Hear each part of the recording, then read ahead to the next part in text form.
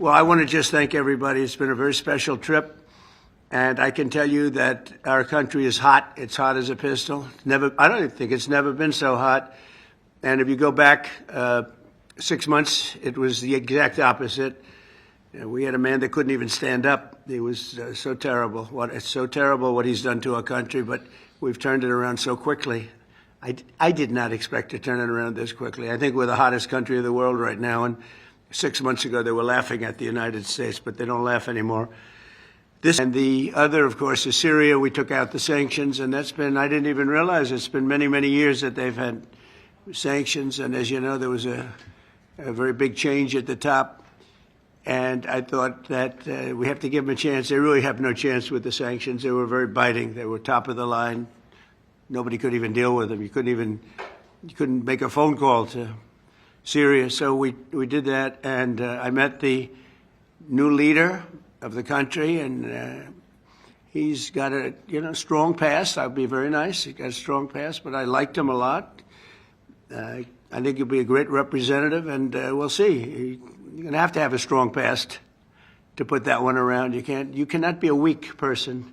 If you're a weak person, we would just be wasting time. So he's a strong guy, and I thought he was good, and let's see what happens. But we're going to give him a fighting chance by taking off the sanctions. So we've actually been praised for that. The Crown Prince of Saudi Arabia was very strong.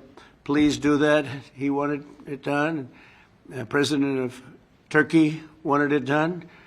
President Erdogan called me, said, is there any way you could do that? Because if you don't do that, they don't have a chance. And so I did it, and it's actually been very popular. The Emir liked it a lot. It's been very, very popular. So let's see what happens, but it's my honor to have done it. We're going to another country in a little while, UAE, a fantastic man, fantastic leader, and they have great leadership talents in this part of the world, and that's why they're doing so well. And you probably read today the story about Iran has sort of agreed to the terms. They're not going to make, I call it in a friendly way, nuclear dust. We're not going to be making any nuclear dust in Iran.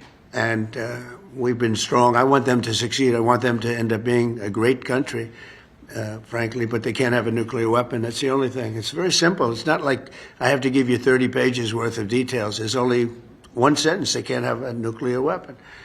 And I think we're getting close to maybe doing a deal without having to do this. There's two steps. There's a very, very nice step, and there's a violent step. The violence like people haven't seen before. And I hope we're not going to have to do this. I don't want to do the second step. Some people do. Many people do. I don't want to do that step. So we'll see what happens. But we're in very serious negotiations with Iran for long-term peace. And if we do that, it'll be fantastic. We're working very hard on Gaza. And Gaza's been a territory of death and destruction for many years. And, I have concepts for Gaza that I think are very good.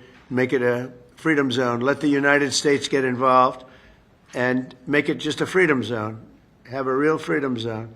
Because it seems that Gaza, every time, every 10 years it happens and more than that, it really happens all throughout. They've never solved the Gaza problem. And if you look at it, I have aerial shots where, there's practically no building standing. There's no building. People are living under the rubble of buildings that collapsed, which is not acceptable. It's tremendous death. And I want to see that be a freedom zone. And if it's necessary, I think I'd be proud to have the United States have it, take it, make it a freedom zone, let some good things happen, put people in homes where they can be safe, and Hamas is going to have to be dealt with. You got to remember, October 7th was one of the worst days in the history of the world, I think, not just local to this region. It was one of the worst, most atrocious attacks anyone's ever seen. But now we're dealing with Hamas, and we're dealing with Iran, and we're dealing with a lot of other things. We're dealing with the Houthis, and that was, I think, very successful. But maybe tomorrow an attack will be made, in which case we go back on the offensive. So it's good. It's good. We have a lot of things happening, a lot of very positive things happening. Okay? Thank you.